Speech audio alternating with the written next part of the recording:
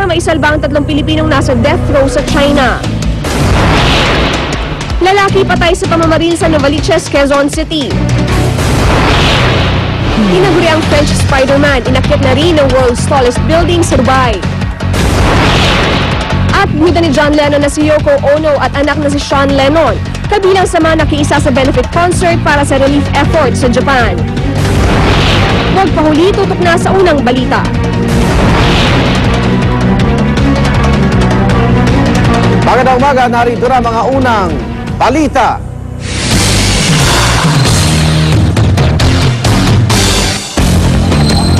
Senador Panfilo Lacson ang akong bibigyan ng prioridad ng kanyang trabaho sa mataas na kapulungan ngayong lumantad na siya. Tiniyak din ang senador handa siyang harapin ang kasong murder laban sa kanya sakaling iakyat ito sa Korte Suprema. Narito ang report ni Lia Manyalak. Emosyonal ang marami sa staff ni Senador Panfilo Lacson sa pagbabalik trabaho niya.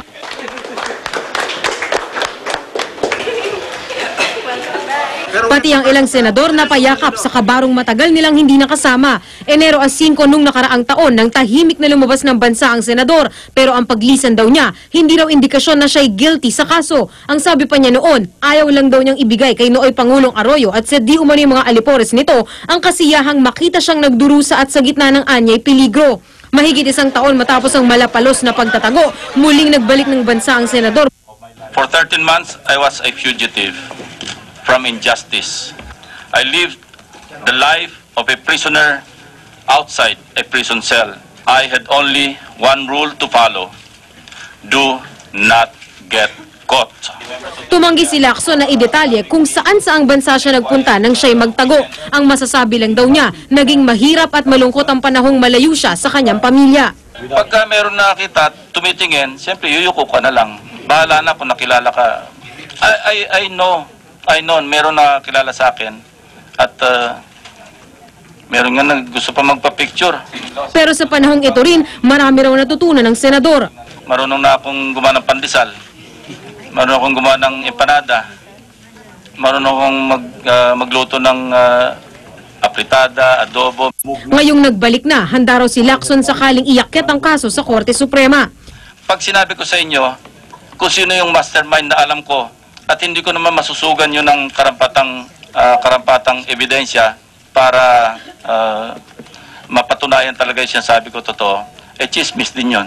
Kasabay nito, pinabulaanan niyang ang nakaambang impeachment trial ni Ombudsman Mercedes Gutierrez ang dahilan ng kanyang paglutang. Pero I'm not a shoe-in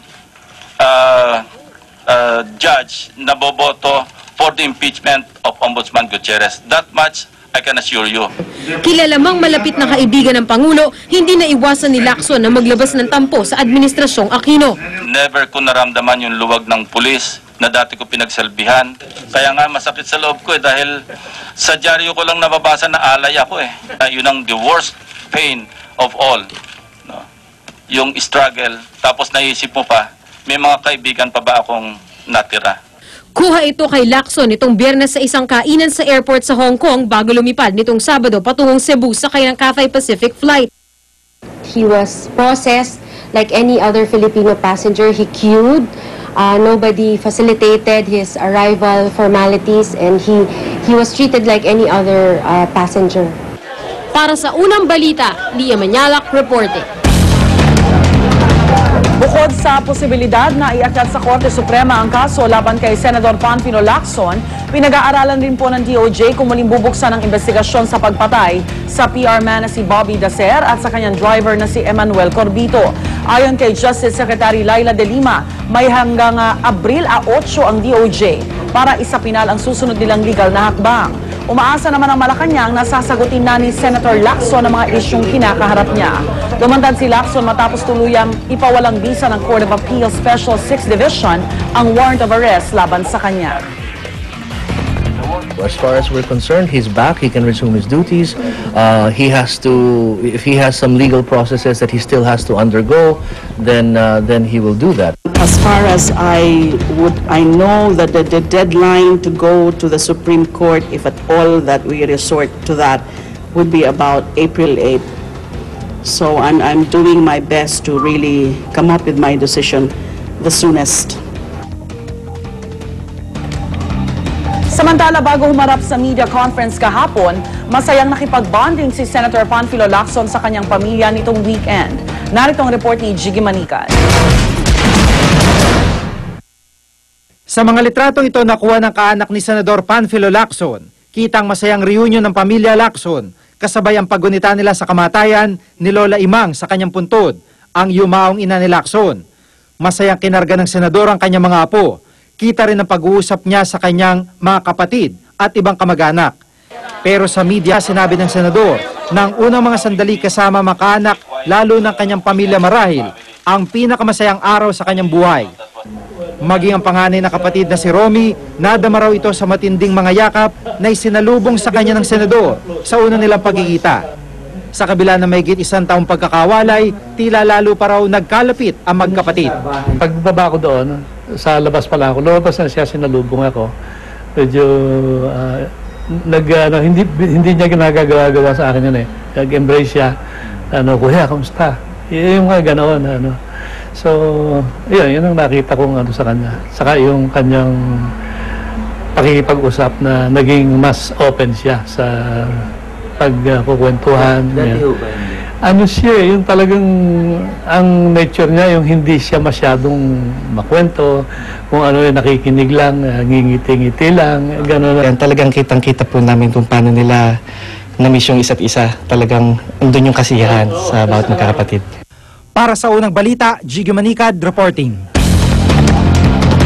Sa ibang balita, pisong dagdag singil sa minimum fare sa mga bus sa Metro Manila, sinimula na ipatupad ngayong araw.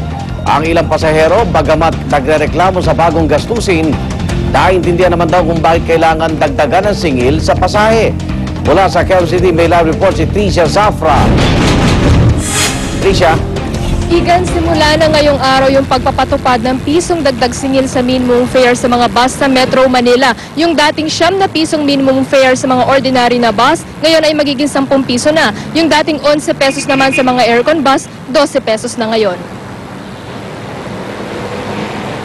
Para sa mga araw-araw sumasakay ng bus, iintahin nila ang panibagong dagdag singil na ito. Siyempre dagdag din sa amin yun, wala naman kaming hanap buhay na maayos. Yung piso dapat di ganon. Dapat na 50 cent dapat. Kasi piso mahal na eh. Tapos pag tumataas sila, o pag nagbaba sila, lang, 50 cent. Tapos pag nagtaas, piso, mga ganon. Siyempre magugulat ka dahil malaking bagay na rin yung dagdag pasahe. Magkaganito man, naiintindihan naman daw nila kung bakit kailangan itong gawin. Kung meron man silang dagdag na dagdag piso, siguro dahil sa mataas yung yung krudo, di ba? Okay lang yun. Ayos lang. Ayos lang naman. Tumataas naman yung gasolina, di ba? Ikinatuwa ito ng ilang driver. Para sa akin, tama lang siguro na tasan ng konti yung kasi para kumita rin kami. Ang iba naman, sinasabing hindi pa rin ito sapat. Para sa amin, kulang kasi ang hirap dito masada sa EDSA eh. Ayon sa LTFRB, ibinalik lang ang singil na pasahe sa mga bus na ipinatupad noong 2008. Ang Interboa ang humiling ng dagdag singil sa LTFRB dahil sa pagtataas ng krudo, toll at spare parts ng sasakyan. Isinama rin sa kwentahan ang mawawalang kita ng mga bus operator dahil sa MMDA color coding scheme. Igan, paglilinaw at paalala sa ating mga commuters, sa unang 5 kilometro lang ng biyahe may pisong dagdag singil at dun sa mga susunod na kilometro ng biyahe wala nang dagdag singil. Kung may mga magsasamantala, maaaring magsumbong ang ating mga kababayan sa mga numerong 4262515 at 0921-448-7777. At yan muna mga pinakahuli mula rito, Igan, balik sa'yo. Maraming salamat, Tricia Zafra, nagulat live mula sa Quezon City.